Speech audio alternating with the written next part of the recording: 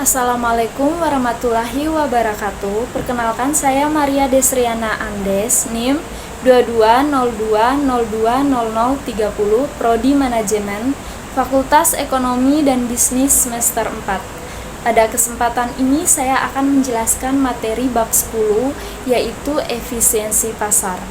Yang pertama, pendahuluan.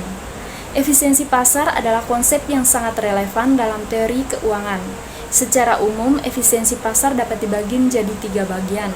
Yang pertama, efisiensi pasar lemah, yang kedua, efisiensi pasar setengah kuat, dan yang ketiga, efisiensi pasar kuat.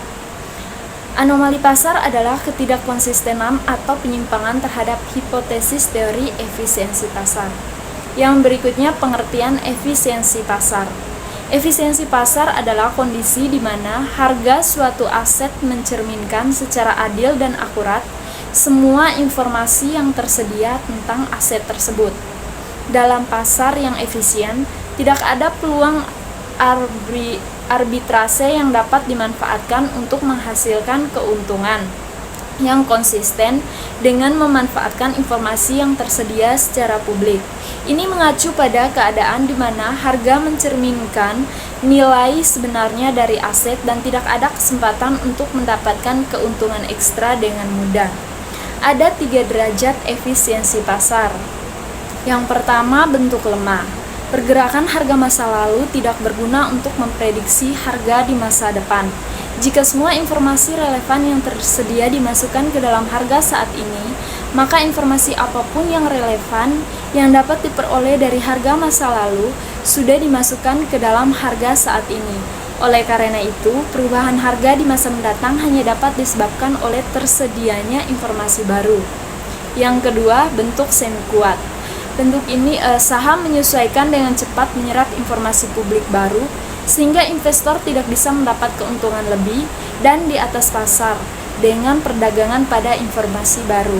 Ini menyeratkan bahwa baik analisis teknik maupun analisis fundamental tidak akan menjadi strategi yang andal untuk mencapai pengembalian yang superior. Yang ketiga, bentuk kuat.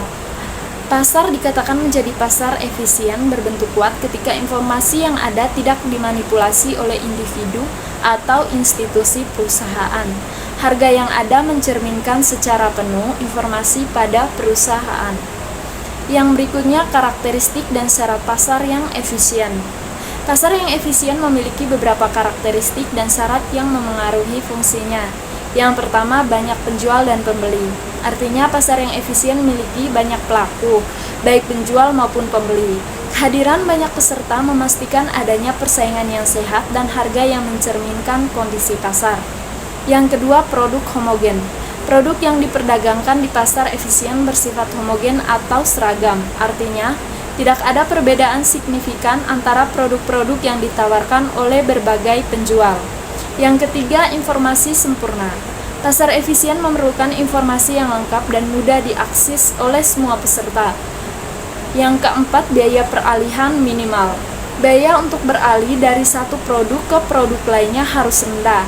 Ini memungkinkan konsumen untuk dengan bebas memilih alternatif yang lebih menguntungkan. Yang kelima, tidak ada hambatan perdagangan. Tidak ada peraturan atau pembatasan yang menghambat perdagangan di pasar. Semua peserta dapat bertransaksi dengan mudah. Yang keenam, reaksi cepat terhadap informasi baru.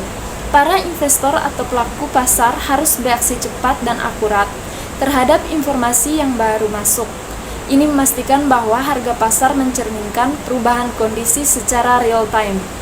Yang ketujuh, tidak ada keuntungan abnormal. Dalam pasar efisien, tidak ada cara untuk mengalahkan pasar karena harga mencerminkan semua informasi yang tersedia. Investor hanya bisa mengharapkan tingkat return sesuai dengan risiko yang mereka ambil. Perlu diingatkan bahwa teori efisiensi pasar ini memiliki implikasi penting dalam strategi investasi. Jika pasar efisien, maka tidak ada peluang arbitrase yang dimanfaatkan untuk keuntungan yang konsisten. Semua keputusan investasi didasarkan pada informasi yang tersedia saat ini. Yang berikutnya, bentuk pasar yang efisien. Menurut konsep pasar efisien, pasar dikatakan efisien bila mana harga-harga yang terbentuk di pasar merupakan cerminan dari informasi yang ada. Fahma mengidentifikasi 3 bentuk tingkat efisien pasar berdasarkan tingkat penyerapan informasinya. Yang pertama, pasar efisien bentuk lemah. Pada bentuk ini, harga surat berharga saat ini sepenuhnya mencerminkan seluruh informasi yang terkandung dalam harga-harga surat berharga di masa-masa lalu. Informasi masa lalu adalah informasi yang sudah terjadi. Yang kedua, pasar efisien bentuk setengah kuat. Pada bentuk ini, harga-harga surat berharga mencerminkan semua informasi publik dan informasi yang ada, termasuk informasi orang dalam.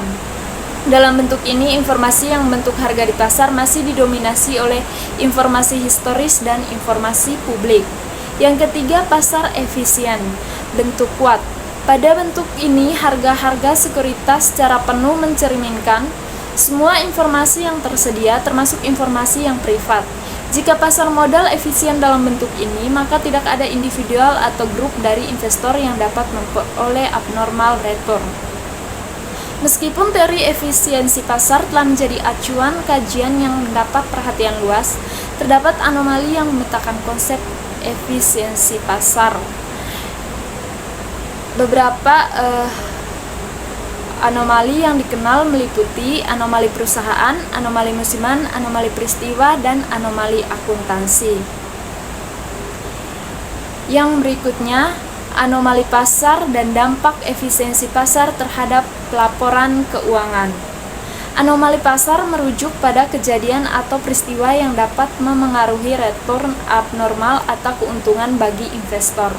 Dalam konteks pasar modal, anomali ini menunjukkan ketidakteraturan yang terdeteksi dalam harga saham yang tidak sesuai dengan hipotesis efisiensi pasar modal. Beberapa bentuk anomali pasar yang relevan meliputi yang pertama, efek musiman.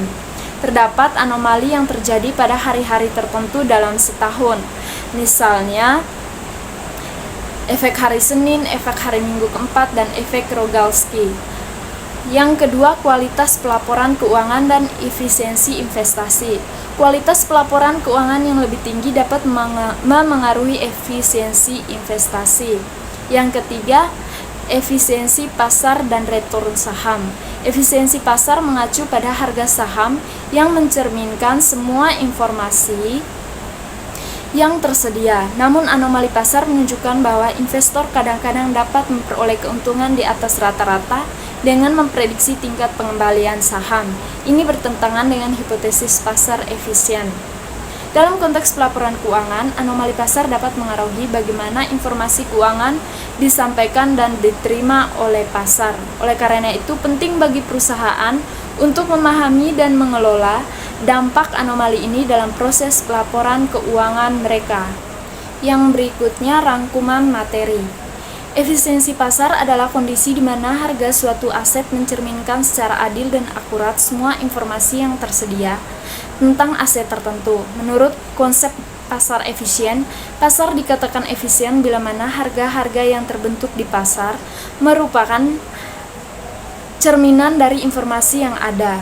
Anomali pasar merujuk pada kejadian atau peristiwa yang dapat memengaruhi return abnormal atau keuntungan bagi investor. Demikian penjelasan dari saya. Mohon maaf, mungkin materi yang saya jelaskan kurang. Terima kasih.